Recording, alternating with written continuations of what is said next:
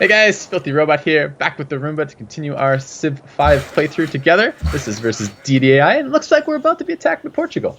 Yeah, ain't no thing, right? No big deal. Not worried about it at all. You're not. I am, a little bit. Okay. I'm worried I'm going to misclick. You're going to get mad at me. Yeah, that would be true. In war, I might... Well, let's try not to get too cranky. So we have a couple things here to think about coming into this. So the first of these is, are there any barb camps, like, immediately south of here? I don't think so, but we don't There's one over to the southeast, right, that we don't know about. We know it because there's spawned a spearman that wandered over towards us. Hold on. Cities can see how far by default with no units. They can see to your borders or one tile past your borders, like... Well, we talked about this in one of the earlier episodes. How it works is this, right? It depends on the terrain. So you see everything in your borders, and then you see terrain adjacent to your borders depending on what that terrain is. You see further out if it's hills, remember? So it would be... Yeah, so there's no hills that 2 tiles out to see, but we would be able to see a hill 2 tiles out. Okay. So the real question there was, is it the same as city-states? And I think the answer is yes. Yes, it is. Okay. So my thought process here would then be that, like you were asking, are there any barbs? You didn't ask about barb camps, though, but I was just thinking... Oh, I wanted barb camps, not camp. Sorry, yes camps. Yes camps. I don't think... So no camps could have spawned in any of these tiles because it's adjacent to a city. So well, but it could theoretically have been one the here. AI is quite happy to wander like 20 tiles to go kill a camp. So they... For example, if there's a city-state and they're targeting a camp that we haven't seen yet, when we should actually have a notification if that was happening, there might be more likelihood that she's not going to war us here. It might be she wants to go move through our borders and go kill that, or move past our borders and go kill that barb camp. Oh, you're thinking that Portugal might not be trying to attack us, possibly. Yes, I'm looking for alternate explanations for her troop movement. Okay, I was thinking you were looking to see if like this is a safe running route for the worker, which wouldn't make sense anyway because they just go to the city. The worker is going to be, he's going to be running west. So, yeah. Here's a question. The pastor is 1 turn from construction, but if we do this, he'll get captured for sure. Yep. He's one of our own units, so he won't get returned to a city-state. But the question is, if we leave this pasture 1 turn away from completion, can they burn it down, even though it's not technically an improved tile? They cannot raise it, and they can't do anything to prevent it, and it will sit there at 1 turn until we come back to complete it. So it'll just stay 3 food forever, and then whenever we stop being at war, we can just do a 1 turn improve. That's actually probably a strategic good location to stop the improvement then, isn't it? Oh, I think it's a great time to move this worker back, because I don't want to lose this worker. Workers are an investment. We just built another worker, so we don't have enough. I certainly don't want to be losing them. Okay, there's no real chance the warrior is going to die next turn, though, so we could do a quick improve on the farm, or we could just try to double him way, way back. I have this thought. This is quite a few units over there. They're not particularly scary units, but they're still units there. I don't see much in the way that's going to do damage to our city. It's just a bunch of warriors, and... Like, no one cares about warriors. Their combat strength is too low to be super scary. The only time I'd be worried about a city with warriors attacking it is if they had, like, a full surround on it and they're just slamming every single turn. What I'm worried about is our warrior. I don't think our warrior is safe enough there with this number of units coming from this direction. What I'd be tempted to do this turn is to move our warrior to the gems. Okay. Yep. And I put him there. And then the goal here is that we're fortifying for 2 turns in defensive terrain. Yes. And we're making it so that only 1 melee unit can cross in this way and actually get adjacent to Sigtuna. Yes, and I'm not worried about 1 melee unit doing that right now. Perhaps later it would be something to be concerned about, but not now. I want to move this guy back to the city or on this. Honestly, the gems or the city are fine here. Depends what we're looking to do. My goal is to chop out some stuff with that worker to the west of the city. We're only going to be able to do that if they don't bring too many units to capture us from the west. So, okay. Okay. New worker. His name is... Belial. I don't know why. It's the first name that came to mind. First word that came to mind. Belial is like the Book of Belial from The Binding of Isaac. It's something to do with religion or something. Okay. Anyway, so what's this guy's task? It was a 6th worker, and he was supposed to help out with Helsinki tile improvements, I think. I'm okay now because of the way worker movement works. I'm okay spending this guy in the capital. Like, I wasn't so okay bringing our only worker back in Helsinki back. So in this capital, I'm fine grabbing that stone while we're there. Yeah, that's fine too. That's actually probably a little bit better. Sure. Because we're working this, and it's culture. Yeah, it's 1 turn slower, but it is culture, which would be nice. Yeah, I think that the culture is worth the turn for you. Yeah. Okay. All right. We're building that warrior. When we greeted that worker, if we built the warrior, we'd have another unit ready for this attack. So you picked wrong, is what you're saying. We greeted. We pay the cost of greed. We are slightly less prepared when we have attack now. Do you think he wouldn't have attacked if we had built a warrior? No. That would have affected the... It would have, but look at the army score. Yeah, we'd still be worst for soldiers, right? By a lot. We're half of the average. Yeah. And I still don't understand where the hell this number comes from. Why isn't it just like actual, like... You've told me before it's based on the melee strength. This is someone who thought, hey, it would be fun. No. This is someone saying, hey, it would be really fun if instead of, we don't want to use 1, 2, 3, 4, 5. That would make way too much sense. Instead, what we'll do is we'll say, well, because it's an army and it's not, these aren't a 1-to-1 representation of units to score. We should do an army, and the army is going to have 27,000.412 combat strength. And I hate them for that. So the scout keeps scouting, but the archer needs to run. Yes. Is that correct? So scout will go to this hill. Go east. You go here? We don't want to. Yeah, we're not going to find anything in the borders of a city-state, right? You can't spawn runes. We can look through his bedroom window. We can spy on him. Sounds like fun. Okay, I was asking you this between episodes. We expect you to Portugal here to attack us, but you would never consider trying to raise or anything with an archer. Would you Archer's consider a valuable unit? An archer's a valuable unit because it will upgrade to a compo and then a crossbow, and that will keep us protected for errors and errors and errors. We've already spent the production, and we spent a very high cost on this archer. I think we actually direct purchased it, right? Which was a lot of early game resources to have him out and about so early. I don't want to just throw him away. We would get the pillage off, but we would almost certainly die afterwards. But he's also he's Testy McTester, so he's a super important unit.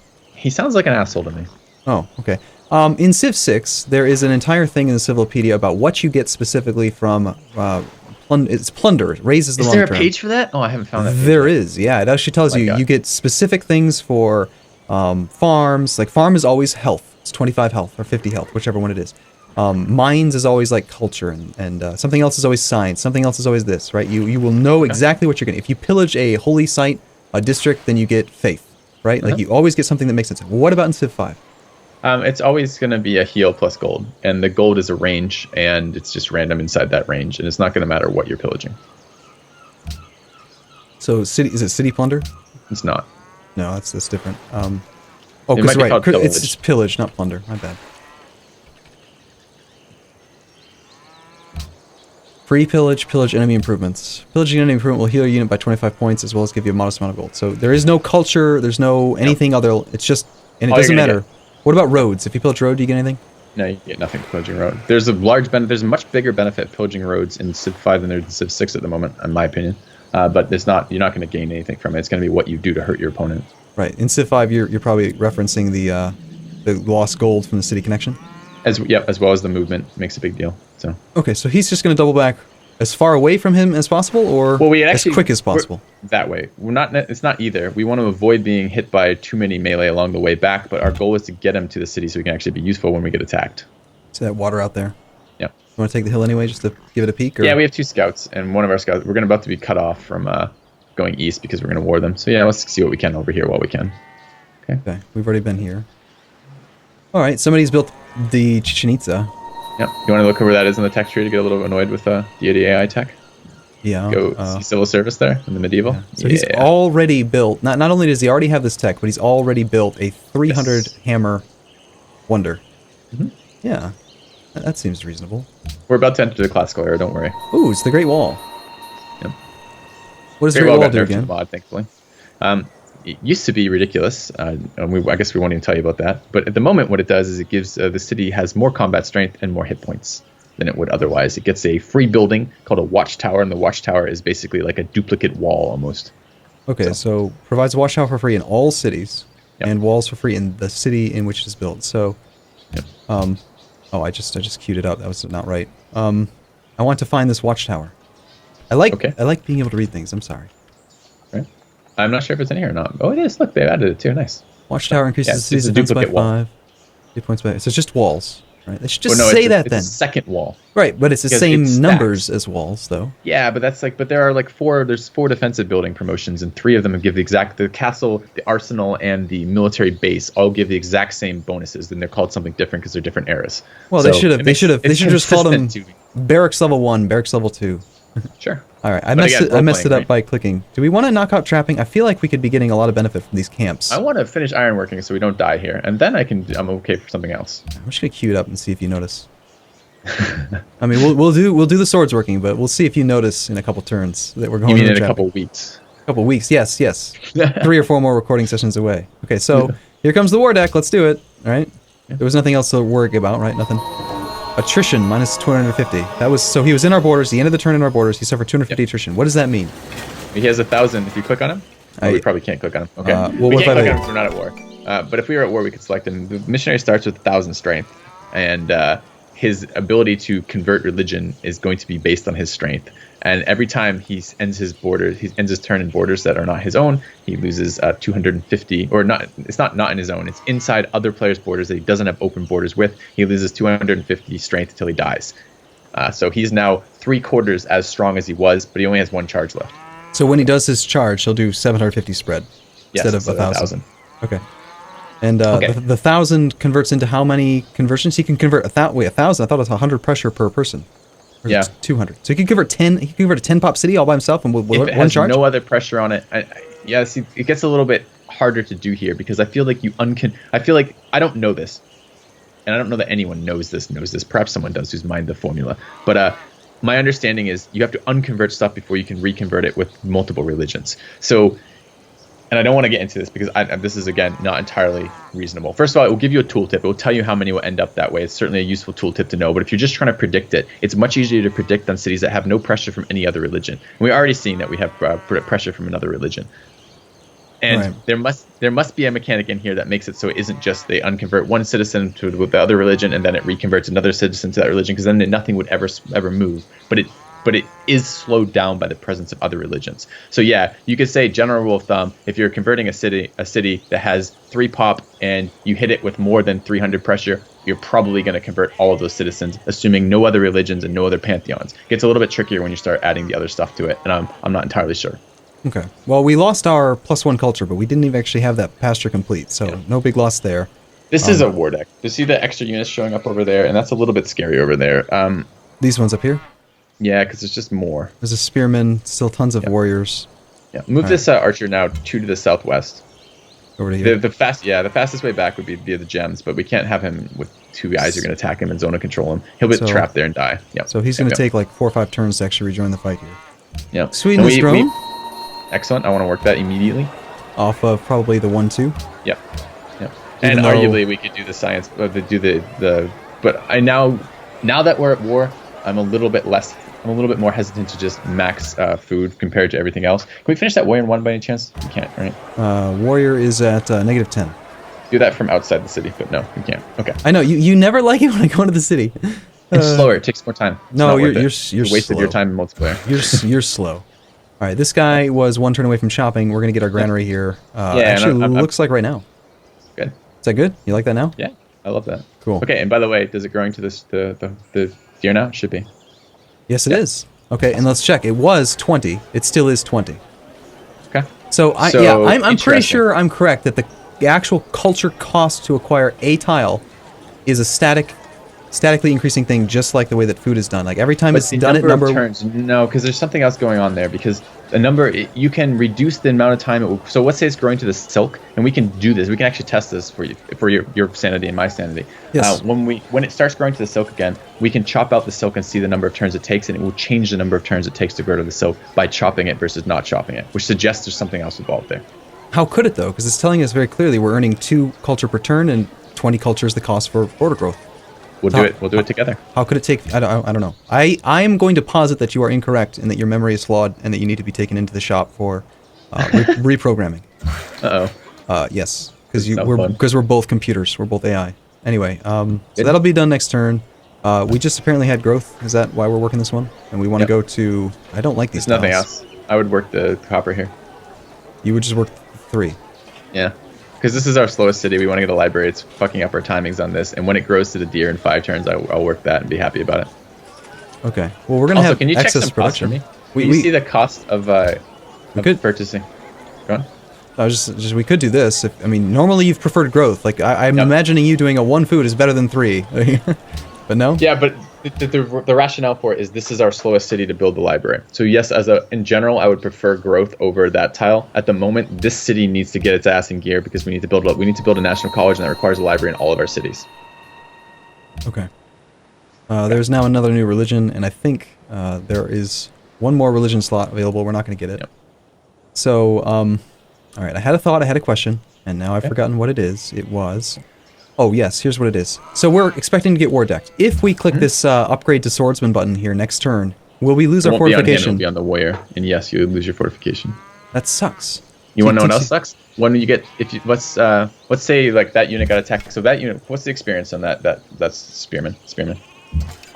Yeah, Fred. he's at 25 of 30. Get it right. When His name's Fred. Defends, Fred the Spearman. All right. If he defends two melee attacks, he'll get 4 experience per defense on melee attacks. So he'll go up to what is that? 33, right? So 30 experience. And when you promote, he'll also lose his fortification. Even though you're just assigning a promotion, he'll still lose his fortification. That really sucks a lot. It does. It's really annoying. What about when you use the alert option? The one where they wake up on seeing an enemy. Do they lose their fortification if you do anything with it? Yeah, I think they lose it just for waking up. I'm pretty sure they lose it. So why do they even do the fortify animation if they're not actually fortified at all? Right? I don't know. I think, but I'm pretty sure they lose that. So. Well, I suppose if he's standing here and he can't see anything, and a horseman just goes one, he's here and he goes 1, 2, 3, bam, smash. It does call attention to it. It requires that you move the unit again, which is pretty beneficial. I mean, you rebound hotkeys to make it call attention to working the workers again. So. Yeah. All right. Well, actually, I want to go back to this scout. Is that a Portugal scout by our workers down to the south? Oh, that's so irritating. All right, we have to be aware of that. That is a hostile unit. It should only have 2 movement, but we don't want to put workers in range of that because we have no units to recapture. So stay this far away. Okay. Yeah. All right, I want to handle all these guys first. We just finished this. No, he didn't finish the mine. We're working all of our culture, right? Let's check. Yeah, we are. Okay, cool. Well, how could you do that so fast? How did you just parse that so quickly? Because the only question we had was, were we working the silk or not? Because I couldn't remember our decision on that. And so as soon as you clicked on it, we could see we're working the silk. Right. See we're working the silk. I thought you just parsed 7 different tiles all at once. Like derp, got it done. Like your processing speed's through the roof. Okay, since we're not working the sheep, even though we could get more culture from finishing this pasture. I want to improve the sheep, then switch over tile working to it. Okay. You wouldn't go for the deer because we basically just said the deer's better than the sheep, but you wouldn't switch gears and actually go to try to improve the deer. You would still finish this. I don't have a one. I mean, you never. There's never a 1-for-1 comparison with all resources, right? And I value food slightly more than production in a lot of scenarios. Production more than food in some scenarios, and food and production as a whole more than pretty much everything else throughout the game. So we have to make some decisions about this spearman. By the way, he's in an okay position for now. If we get warded by this, they're going to slam him at least twice, maybe 3 times. Depends if they surround him, but he can retreat to the other, to Sigtuna. By the way, will you please open up the science progress bar so I can see that when we hit, not this, but just the drop down. So click on that, click on the research. Thank you. So I can see. And keep that open, usually? I want you to shift Q. Yeah, go ironworking into philosophy here. What's the timing on that? 9 turns. Okay, and what's the timing on the upgrade? And what's the timing on the library in our other city? My other city. Oh my god. He's taking over. He's so scared we're going to lose. That's what just happened. This is him being terrified that we're going to lose. I can just hear it in his voice. There is no library. What are you talking about? Yes, there is. Put it in queue and tell me how long it's going to take. Not in this city. In Helsinki. Helsinki? Yeah. Okay, right. Because we need the library for the National College. That's what you're trying to do right now. 13 turns. I'm trying to see how long we have. So do we have time to take some other Yeah, we do. So it's not going to be this long. It'll be closer probably to 12 after it grows or something. But it's going to be roughly that time period. So what we're going to see then is we have some timing. We have 2 options in between. We could do construction to get upgrade to our archer to make him into a composite bowman, which would help us on the immediate military defense, or we could get trapping, which is going to help us on all of our tile improvements. So, but we only have Testy McTester, so he's not even we have enough gold. We could purchase another composite if we had to. Should we pre-purchase before the war deck or wait until the war deck? Depends if they're going to war deck us or not. I was kind of surprised it didn't happen last turn.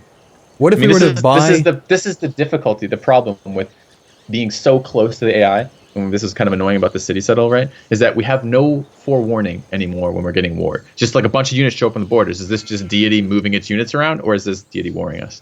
And by the way, see how that warrior right there by the oasis is super annoying because he will cut that trade route. This guy is going to move here and cut the trade. So he's going to prioritize the trade route in his next move? I don't think he's deliberately doing it. I actually think it's accidental. But yes, it will get our trade route. Remember, we were deciding which city would you bring it to? Well, unfortunately, it looks like if we know we're going to war by Portugal the turn after, we might not have done that city. Even if we put our warrior here, it couldn't block it? He'd just move here? It could. If we put our warrior there, we could block it. It's worth 3 food, but it's also actually almost possibly a good thing because it's an older trade route, right? It's the previous era, so... Yes, we have to build a new caravan, but it also frees up our caravan slot. Do we want to move that there? Here's the thing. What if we were to buy another warrior up in Sigtuna, which we could then theoretically upgrade? Do we have enough money to buy a warrior and still do 2 warrior upgrades? I have a list of unit upgrades, but it's for cost on that I have on almost like a poster on my wall, so I can see that. But it's not useful. It's not for standard speed, so I don't know. What is the upgrade cost of a warrior? So go to swordsman. Yeah, and doesn't tell us really. Seriously, okay. Go into really the 75 production. So yeah, no, it doesn't say. What about nice. maybe upgrade will tell us more about the cost if there's a ratio. Oh, no. Nope. It's just not in the shit. Civilopedia. That's why I have a list. Okay. For the quick speed. Okay, but what does it cost us to purchase a warrior is 200 gold. Okay. Next turn we will be able to see how much it costs to upgrade to swordsman because we're gonna have the tech next turn. I'm thinking it's 75 gold if I remember correctly. Does that sound at all even remotely reasonable? Sounds in the ballpark. Yeah. So if we spent, we would probably not be able to do both, but we could upgrade one next turn. And I don't know. I'm just thinking if we have an extra warrior, then we could move this guy here, try to protect the trade route. Secondarily, we are increasing our melee strength of our nation, so maybe they won't attack. Do we want to try to avoid the attack at all possible? No, we don't care if they attack us. I'd actually rather if they attack now, because then we'll bloody their nose and they'll leave us alone for a couple arrows. Okay. All right, so you don't want to buy a warrior under any circumstances. No, I'm tempted to buy an archer in that city, but not a warrior. Well, why didn't you say so earlier? I am. I just did. Oh, okay. Oh, yeah. All right. And there's no way to cancel a trade route and say, hey, it's dangerous to go out there. Don't be an idiot. No, that caravan, he's a one. All right, move the worker in that city to that one tile to the west of that. Yeah, and start chopping that. Nothing can reach that this turn because the warrior would be zone of control if they were that guy. So we have a turn to run that away. So that's fine. Chopping consumes all of your movement though. So if he moves it across the river, how are we going to get anything out of this? Well, if he doesn't move it across the river, we have the potential to get something out of it. And currently, there's no utility for that worker at all. So we might as well have potential utility over no utility, right? And this guy's zone of controlling, protecting the worker. Yeah. Do you want to try to protect this trade route or no? We're not fortified. We're not giving anything up yet. Well, we give up the hill is the thing we give up in the positioning on that. And the only way we can lose the city is if we let it get surrounded and all the attacks get drilled into the city center itself as opposed to the units. The trade route doesn't seem nearly as important as keeping the city. Let's leave it for now. I love that doing this doesn't actually consume your movement. Like you can rethink it, right? Doesn't in Civ 6 anymore either. Oh, they changed it. When? I don't know when they changed it, but the version I was playing like 2 or 3 days ago didn't. I could when I was recording a video, I could fortify a unit and then go back to the unit and move it.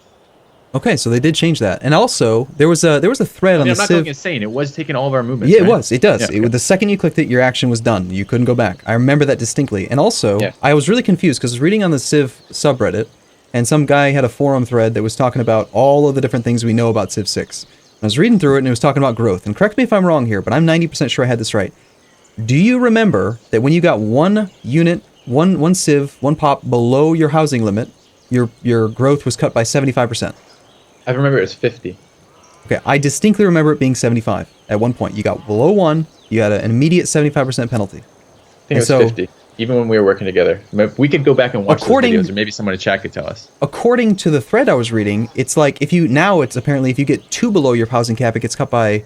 No, it's minus 50 if you're 1 below, and then once you get to your housing cap, it's minus 75. That makes sense. That's my remembrance of that. I don't think that's been changed. Maybe I'm misremembering, but I'm like 90% sure I'm not. Okay. I don't know. We'll see. I wish I also didn't like that. I mean, I loved having access to the Civ 6 pre-access stuff, but I would have liked to have seen when they patched it. Like when they changed stuff, it would have been nice to have like information. So. Well, yeah, more information is always good. All right, let's get our butt kicked in the next episode then. We will. All right, but let's end this though. So sign production in your southeastern city, and then build a library. That's fine. Work one of the tiles that you have units on because it's going to be closer to having a farm. They're going to be there faster. So if we forget, it's less of a chance to fuck it up. So let's do it now. Sorry, say that all again. Work one of these tiles. Yep, because we're gonna finish those before the other one, so it's just better. Okay, and good. Farm in 3, farm in 2. So actually, this one's slightly better because it's one less turn. I like it. Good. This will get us our general too. If we fight them long enough, we can get the general. We can general those luxuries from the city states down the south. Okay. Do you prefer Alex to go check out Iffy, or should he? We have another one over there, right? I'd go west. Yeah. Okay. All right. Okay. We'll be back tomorrow with ironworking, and we'll hopefully not die. See you in a bit.